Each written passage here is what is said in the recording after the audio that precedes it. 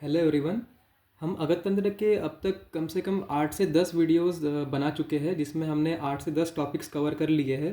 अब हम इस टॉपिक में देखेंगे मद्यज विषाक्तता, मतलब मद और मदात्य, अर्थात अल्कोहल पॉइजनिंग। मतलब अल्कोहल से भी पॉइजनिंग होती है। मतलब मद्य का मतलब जो अपन सूरा आदि पीते हैं, मद पीते हैं, उसका शरीर पर क्या विषाक्तता उत्पन्न होती है उसे हम देखेंगे। तो हम पहले मद क्या होता है इसे देखते हैं, इसलिए मैंने इसके दो वीडियोस बनाऊंगा। ये फर्स्ट वीडियो रहेगा और सेकंड वीडियो में सेपरेटली मदात्य क्या होता है। मदात्य ये एक रोग है और मद यह रोग नहीं है, ये एक अवस्थाएं होती। मतलब मद क्या होता है ये देखेंगे। मदात्य का सेकंड वीडियो में आपको बाद में अपलोड कर दूंगा। तो पहले हम मद देखते हैं। तो सबसे पहले स्टार्ट करते हैं निरुक्ति से। तो मद की निरुक्ति यह है कि मद का सामान्य अर्थ नशा होता है। नशा का अर्थ होता है जो जिसे मनुष्य के अंदर नशा छा जाता है, उसे मद कहते हैं। मद का शास्त्रीय अर्थ बुद्धि विवेक एवं संज्ञा का लोप। लोप का अर्थ होता है कि गायब हो जाना, अर्थात समाप्त हो जाना, मतलब छुप जाना। बुद्धि विवेक और संज्ञा का लोप हो जाता है, इसे मद कहते हैं। मद कैसे बनता है? तो मद प्लस यत से मध्य बनता है। अर्थात मध्य की निरुक्ति मद धातु में यत प्रत्यय लगने से होती है, जो कि मद प्लस यत इक्वल्स टू मध्य। अब मध्य की परिभाषा देखते हैं। डेफिनेशन ये है कि जिसका पान कर मनुष्य मतवाला हो जाए उसे मद्य कहते हैं। मतवाला अर्थात कि उसे पता ही नहीं रहता कि क्या हो रहा है, वो एकदम खुश हो जाएगा, उसकी संज्ञा का पूरा नाश हो जाएगा, बुद्धि और विवेक का भी नाश हो जाएगा, पूरी तरह से लोप हो जाएगा। इसे मतवाला या फिर मदग्रस्त कह सकते हैं। तो जिसका पान कर मनुष्य मतवाला हो जाए उसे मद्य कहते हैं।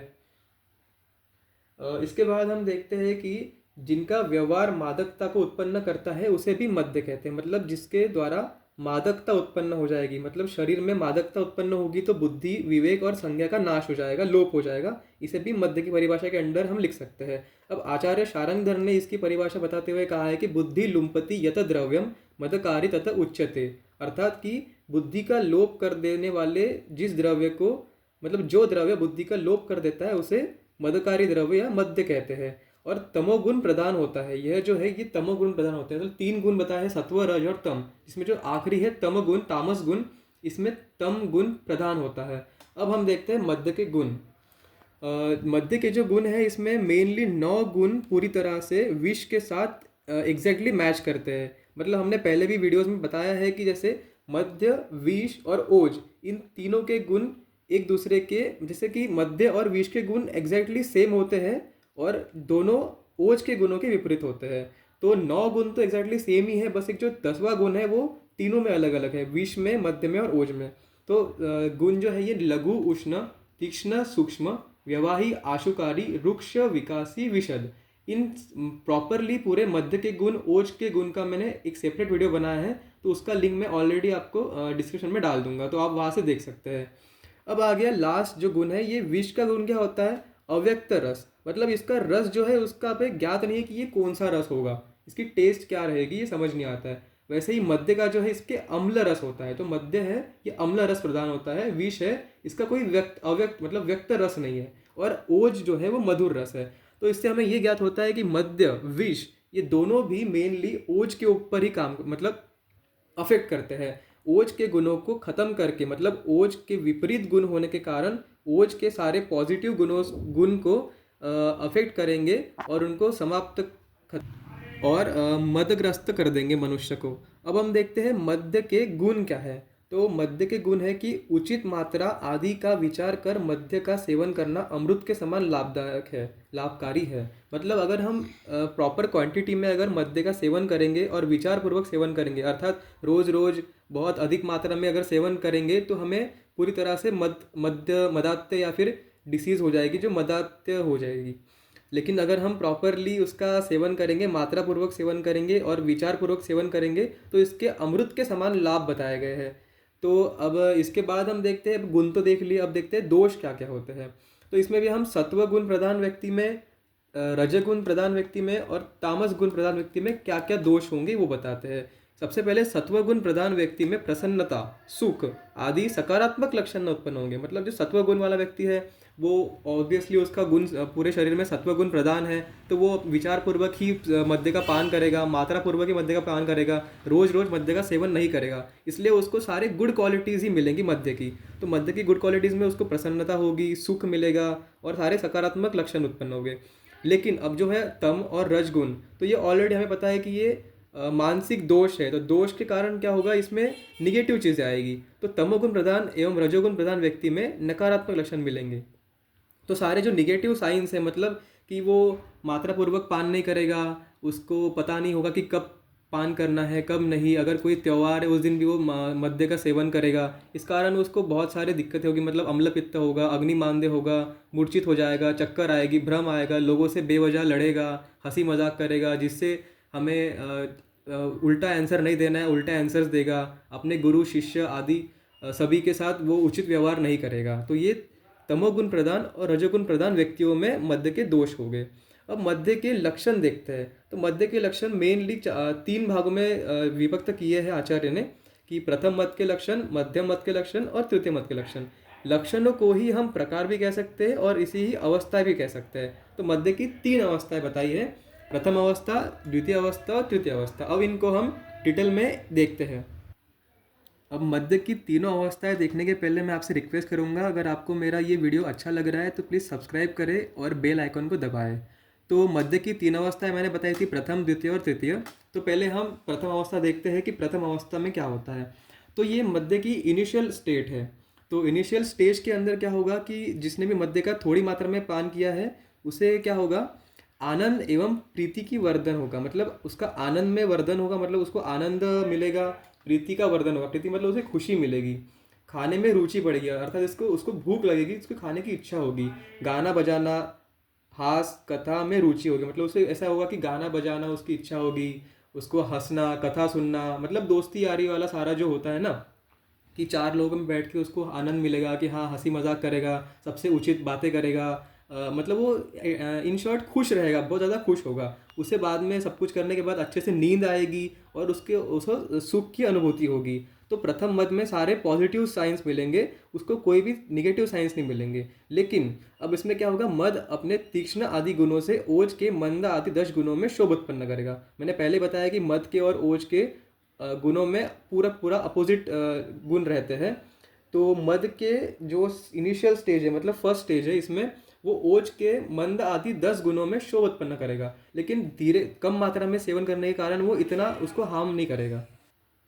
तो हमें ये समझ रहा है इसके कि हाँ, जो प्रथम अवस्था है इसमें सुखव्रत होती है, मतलब ये सुखव्रत अवस्था होती है। अब सेकंड अवस्था, मतलब ये हम मात्रा पूर्वक पान किया है किसी ने, उसके बाद अगर वो मात्रा के विपरीत अर्थात अति मात्रा में पान कर रहा है तो सेकंड अवस्था आ जाएगी, मतलब सेकंड स्टेज में पहुंच जाएगा। तो द्वितीय मद की अवस्था में क्या क्या होगा कि रह रह कर उसे याद आएगी, फिर विस्मृति हो जाएगी। मतलब उसे रह रह कर याद आता है जो पुरानी चीज़ है, मतलब जिस चीज़ के लिए उसने मद्य का सेवन किया है उसका फ़ायदा ना होकर अब उसे उसके दुष्प्रभाव दिखने स्टार्ट हो जाएंगे। उसको रह रह कर याद आएगी और फिर विस्मृति हो जाएगी, मतलब वो फिर से भूल जाएगा कि हम क्या सोच रहा था, मैं क्या कह रहा था, मैं क्या बोल रहा था, उसको समझ नहीं आएगा। कभी स्पष्ट बोलेगा, कभी अस्पष्ट बोलेगा। तो मतलब इसका अर्थ होता है कि कभी स्पष्ट बोलेगा, अर्थात मतलब स्पष्ट का अर्थ होता है कि प्रॉपरली बोलेगा, कभी प्रॉपरली नहीं बोलेगा, या फिर मतलब कभी ठीक ठीक बात करेगा या फिर कुछ भी बात करेगा, इलॉजिकल बातें करेगा। कभी प्रॉपरली बात कर रहा है, सही से बोल रहा है कि हाँ लॉजिकल बात कर रहा है, कभी कुछ भी बोलेगा, जैसे ये चिड़िया मर क्यों नहीं रही, ये ऊपर से गिर क्यों नहीं रहा, ऐसे ऐसे बात करेगा, कुछ भी जो इलॉजिकल बात है, निगेटिव बात है।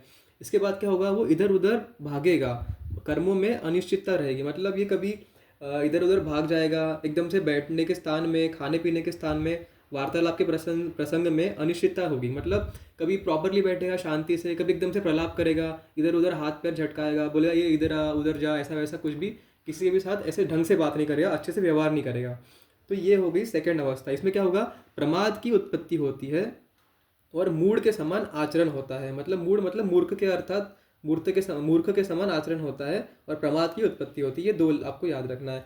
अब आया लास्ट स्टेज, मतलब तृतीय मत की अवस्था, मतलब थर्ड अवस्था में क्या होता है मत के, तो ये छिन्न मूल वृक्ष की तरह अचानक मूर्छित होकर गिर पड़ता है। छिन्न मूल का अर्थ होता है जिसका जो मूल है, जिसका जो बेस है वो प्रॉपरली से स्ट्रॉन्ग बेस नहीं है, जिसका मूल छिन्न हो गया है। जैसे अभी कोई पेड़ है जिसका जिसका बेस स्ट्रांग नहीं है, जो प्रॉपरली अंदर तक गया नहीं है, अगर कोई बाढ़ वगैरह आए तो एकदम से बाढ़ के फ्लो से, पानी के फ्लो से वो पेड़ गिर जाता है। इस जैसे ही इसे कहता है कि इसकी उपमा दी है कि छिन्न मूल वृक्ष की तरह अचानक गिर जाएगा। मतलब जब ये तृतीय अवस्था है, मतलब उसने बहुत ज़्यादा मात्रा में मद पी लिया, जो अल्कोहल है उसका कंज्यूम कर लिया, तो अब जैसे 7-8 ग्लास जो भी बोलते हैं मुझे पता नहीं, कि 6-7 ग्लास वगैरह पी लिया, तो अब क्या होगा, वो उसका बैलेंस नहीं होगा, उसका पूरी तरह से अपने बॉडी पे कंट्रोल नहीं होगा, पूरी तरह से कंट्रोल खो बैठेगा, तो वो एकदम से छिन्न मूल वृक्ष की तरह नीचे गिर जाएगा, जमीन पर गिर जाएगा। उसके बाद क्या होगा, निश्चेष्ट हो जाएगा। निश्चेष्ट अर्थ होता है कि चेष्टा रहित, मतलब कोई भी चेष्टा नहीं करेगा, पड़ा रहेगा। आपने देखा होगा कि लोग, बहुत से लोग रास्ते पे पड़े रहते हैं, कितने कितने घंटों तक पड़े रहते हैं, कोई उसको उठाता भी नहीं है और वो खुद भी उठते नहीं है। तो ये तृतीय अवस्था का एग्जाम्पल है। तो वो निश्चेष्ट होकर पड़ा रहेगा, अपने शुभ चिंतक जनों को भी नहीं पहचान पाना। मतलब जो उसके रिलेटिव्स है, जो उससे रोज बात करते, रोज मिलते हैं, दोस्त यार आदि, माता पिता भाई बहन, इनको भी वो पहचान नहीं पाएगा कि ये, मैं, मुझे नहीं पता ये कौन है, मैं नहीं जानता। या फिर वो पूरी तरह से संज्ञा नाश हो जाएगी उसकी, और उसकी बुद्धि का पूरी तरह से लोप हो जाएगा। तो उसको याद ही नहीं रहेगा कि कौन मेरे से बात कर रहा है, कौन नहीं कर रहा है, सब कुछ। उसके बाद मरे की भांति होना, मतलब अब ऑलरेडी मैंने बताया है कि वो पूरी तरह से नीचे गिरा हुआ रहेगा, निश्चेष्टा रहेगी, उसके अंदर कोई चेष्टा नहीं होगी। तो ये मरने की अवस्था जैसे ही दिखेगा, किसे ऐसा लगेगा कि मर गया क्या, ऐसा अपन सोचेंगे कि हाँ ये जिंदा भी है या मर चुका है। पूरी तरह से निश्चेष्ट होकर पड़ा रहेगा, और निश्चेष्ट होकर मृत के समान दिखेगा। मतलब वही मैंने बताया कि चेष्टा रहित है, तो अभी जो मृत व्यक्ति है वो चेष्टा रहित ही होता है, अपने वॉलंटरी मूवमेंट्स नहीं कर पाता है। तो हमें ऐसा लगा कि हाँ ये निश्चेष्ट है, मतलब मर तो नहीं गया। इसके बाद उसके कर्तव्य अकर्तव्य, सुख दुख, हित अहित का ज्ञान नहीं होगा। मतलब उसने जिस कारण के लिए मद्य का सेवन किया था, खुशी प्राप्त करने के लिए, आनंद प्राप्त करने के लिए, उसको कोई भी फायदा नहीं मिलेगा, उल्टा उसको सारे ड्रॉबैक्स मिलेंगे, उसका दुष्परिणाम होगा। तो यह मध्य की थर्ड अवस्था है, और ये निंदनीय अवस्था है या फिर त्याज्य अवस्था है। मतलब अगर किसी को उसके किसी चीज़ के सेवन के द्वारा आनंद ही नहीं मिलता है, प्रीति ही नहीं मिल रही, उसे खुशी ही नहीं मिल रही, तो फिर पीने का क्या मतलब, कोई सेवन करने का अर्थ ही क्या रहा। इसलिए ये ऐसा बताया है कि प्रथम अवस्था ही सबसे अच्छी अवस्था है। इसमें सत्व गुण प्रधान व्यक्ति ही इसमें आते हैं, और इसमें जो द्वितीय और तृतीय अवस्था है, इसमें रज और तम गुण प्रधान व्यक्ति आते हैं। अब इसमें मेनली यही बताना इंपॉर्टेंट है इस टॉपिक में, कि मद्य का अत्यधिक मात्रा में पान करने से ओज धातु को प्रभावित करता है। मतलब मद्य ओज को प्रभावित करता है, और यह जाकर हृदय में विकृति उत्पन्न करता है। इसलिए सभी धातुओं जिनका आश्रय हृदय है वो विकृत हो जाती है। मतलब मेनली हमने देखा है कि हृदय से ही 10 धमनियां बाहर निकलती है, जिसमें से ऑल सप्त धातुओं का पोषण होता है। तो अगर हृदय ही विकृत हो गया है, जिसका स्थान ओज है, अगर ओज, मतलब एक फ्लो चार्ट के देख सकते हैं कि ओज विकृत हुआ, हृदय विकृत हुआ, हृदय के कारण सारी धातुएं विकृत हुई, और पूरे शरीर में विषाक्तता हो गई, मतलब मदात्य हो गया है। Thank you so much.